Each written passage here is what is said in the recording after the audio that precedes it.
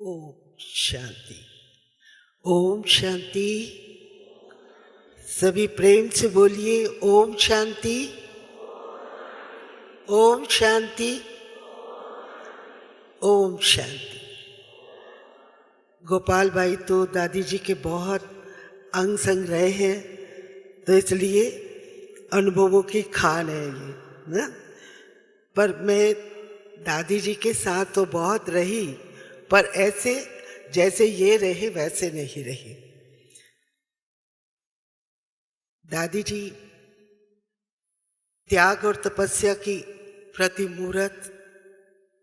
दादी गुलजार जी का जीवन ज्ञान रत्नों से, दिव्य गुणों से, दिव्य शक्तियों से संपन्न था। जैसे एक खुशबूदार फूल अपने स्थान पर रहते हुए सबको आते जाते सबको बहुत प्रभावित करता है, आकर्षित करता है, ठीक दादी जी दिव्य गुणों और दिव्य शक्तियों से इतनी संपन्न थी जो समस्त विश्व की आत्माओं को और हम सभी ब्राह्मण परिवार को बहुत बहुत प्रभावित करती थी। दादी जी जबान की भी बहुत धनी थी, स्वभाव और संस्कार की भी बहुत धनी थी। दादी जी को मैंने जब लखनऊ गई थी तो एक छोटी सी थोड़ी सी झलक में देखा था।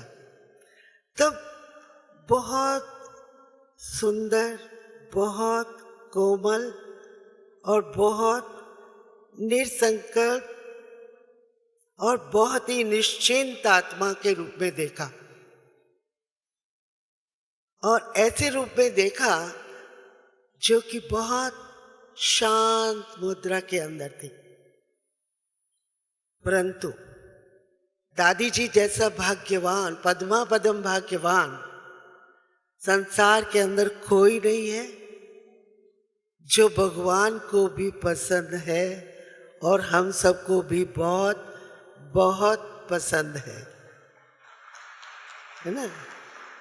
जब मैं यहाँ आज आई तो इतना विशाल रूप देखा, तब मेरे को अंदर यही आ रहा था, ये दादी गुलजार जो भगवान ने आपको ठाकुर के रूप में पाला, बाबा उनको हमेशा मेरे चैतन्य ठाकुर है, और उसी रूप से बाबा ने बोर्डिंग की जो कुमारियां थी छोटी छोटी उनको पाला और ठाकुर के रूप में पाला। और सचमुच आज वो ऐसी ठाकुर बन गई, ऐसी दिव्य मूर्त बन गई, ऐसी दिव्य दर्शनीय मूर्त बन गई, जो एक एक रोम, एक एक व्यक्ति उनके लिए अपने जीवन को क्या करता है, अंदर से बहुत बहुत दिल की दुआएं दे रहा है, ये दादी तू फिर एक बार आ जा इस धरती पर, है ना। क्यों?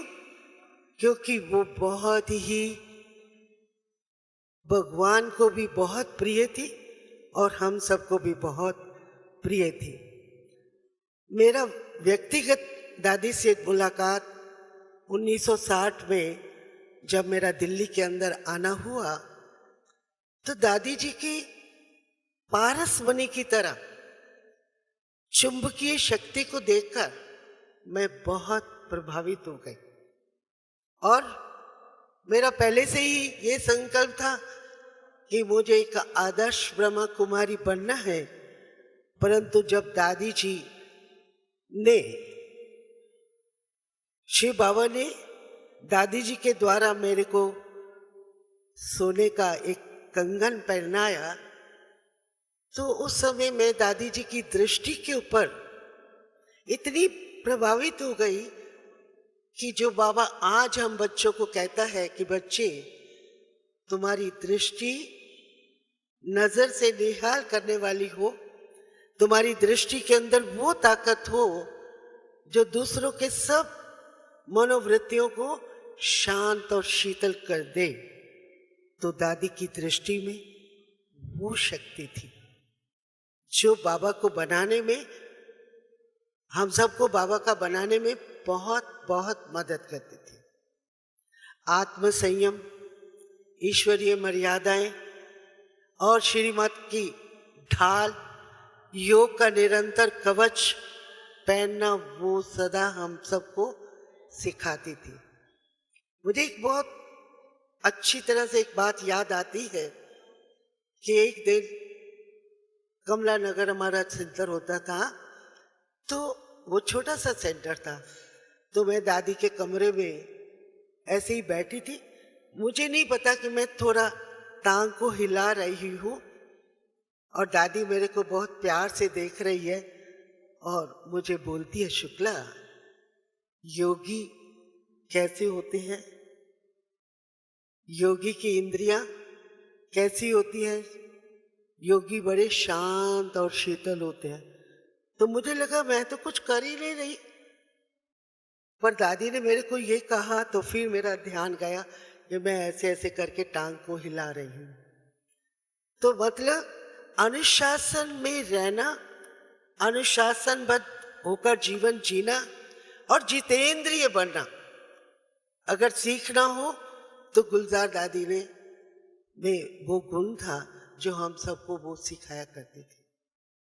और दादी की वाणी में बहुत ओज था।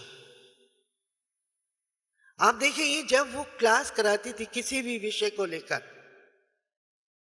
तो उस विषय को वो इतना गहराई तक और बड़े सरल शब्दों में और बड़े सार युक्त तरीके से ऐसे समझाती थी जो अंतर मन को छूता था कि दादी जो कह रही है वो सत्य है और हमारे को अपने जीवन को उसी के अनुकूल ढालना है और उसी के अनुकूल चलना। मतलब वो रियलाइज कराती थी, रियल आंख देती थी वो। अगर उस महान शक्ति के अंदर इतनी महान ताकत नहीं होती तो भगवान भी उसको अपना रथ बनना स्वीकार नहीं करता। आपने तो ये दिन देखे, हमने वो दिन देखे जब बाबा दादी के अंदर 15 मनी करता तो शाम को 6 बजे बैठती थी वो, और कई बार सवेरे 6 बज जाते, 7 बज जाते। वो एक टिक्को करके बाबा की बातों को, अव्यक्त बाप दादा उसकी तन में जो 15 मनी करते, उसके अंदर इतनी चुंबकीय शक्ति होती थी और एक एक घंटा एक एक ग्रुप को वरदानों से उनकी झोली बाबा उनके द्वारा भरते रहते।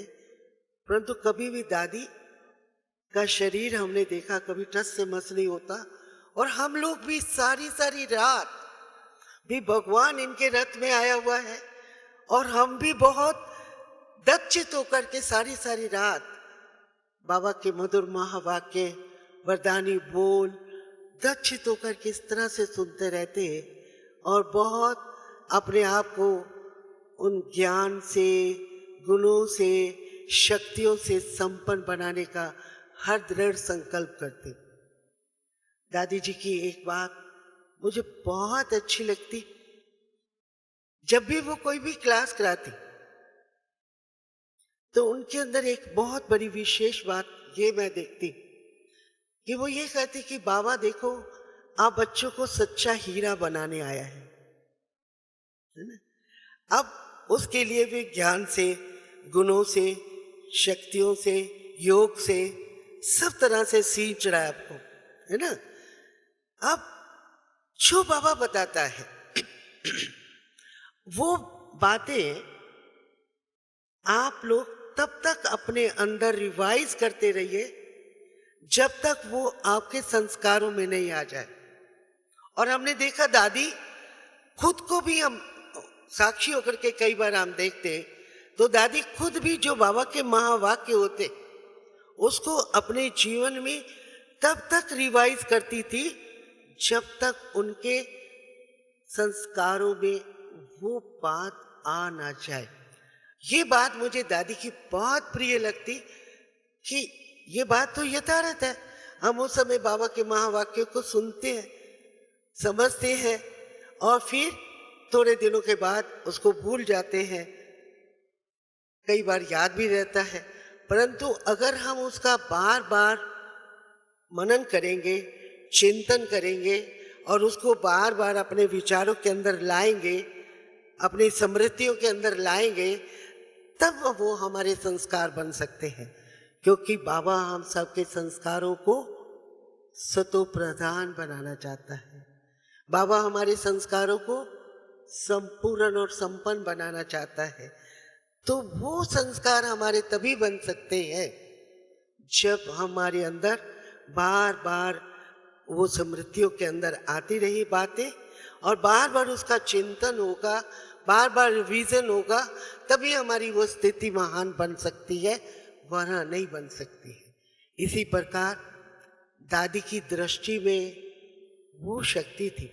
एक बार की बात है, मेरे पास एक बहन थी, वो अपने लौकिक घर में गई, पर लौकिक घर में जाने के बाद पता नहीं उसको क्या हुआ, जो उसके जीवन के अंदर से खुशी गायब हो गई।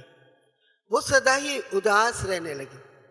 उसका बाबा के घर में भी दिल नहीं लगता, उसका इस परिवार में दिल नहीं लगता, उसका इस जीवन में भी उसको अच्छा नहीं लगता और संसार भी उसको अच्छा नहीं लगता। वो बहुत जैसे डिस्टर्ब हो गई थी। तो मैंने तो उसको बहुत प्यार से अपनी तरफ से समझाया, प्यार से उसको बहुत सींचा, परंतु फिर भी मैंने देखा वो बहुत अपने आप से होपलेस हो गई हुई थी। तो एक दिन मेरे को ख्याल आया कि इसको गुलजार दादी के पास ले जाते हैं, क्योंकि गुलजार दादी बाप दादा का रथ है और गुलजार दादी महान शक्तिशाली आत्मा है, वरदानी मूर्त है। उनकी दृष्टि पड़ते ही ये ठीक हो जाएगी। मेरी बहन भाइयों, मैं आपको क्या सुनाऊं, वो होपलेस लड़की जो बिल्कुल निराश हो चुकी थी, इस जीवन से भी उस जीवन से भी। तो जैसे ही वो दादी के सामने गई, दादी की पवित्र दृष्टि उसके ऊपर पड़ी और दादी ने उसके मस्तक पर हाथ रखा। 5 मिनट दृष्टि दी उसको। वो आत्मा जैसे बिल्कुल चेंज हो गई, उसमें फिर वही नया उत्साह, नया उमंग, नई लगन पैदा हो गई। तो ये थी हमारी गुलजार दादी, जिसकी दृष्टि में इतनी पावर थी। और दादी जब दिल्ली में आती, वैसे तो वो समस्त विश्व की दादी और बाप दादा का रथ होने के कारण सारा संसार उनको बहुत प्रेम और रिगार्ड और सत्कार की दृष्टि से देखते, परंतु जब दिल्ली में आती तो दिल्ली है बाबा की दिल, दिल्ली बाबा की दिल है और दिल्ली की दिल है दादी। हम गुलजार दादी को हमेशा दिल्ली की दिल मानते थे ना, और यही हमेशा रहता, दादी को एक ही रहता था, दिल्ली बाबा की दिल है तो दिल को क्या करना चाहिए, दिल को A1 में आना है। दादी जब भी क्लास कराती दिल्ली के अंदर, दिल्ली के भाई बहनों के अंदर यही उमंग उत्साह बढ़ती कि सब दिल्ली वालों को बाबा की दिल को पूरा करने के लिए A1 में आना है। तो आज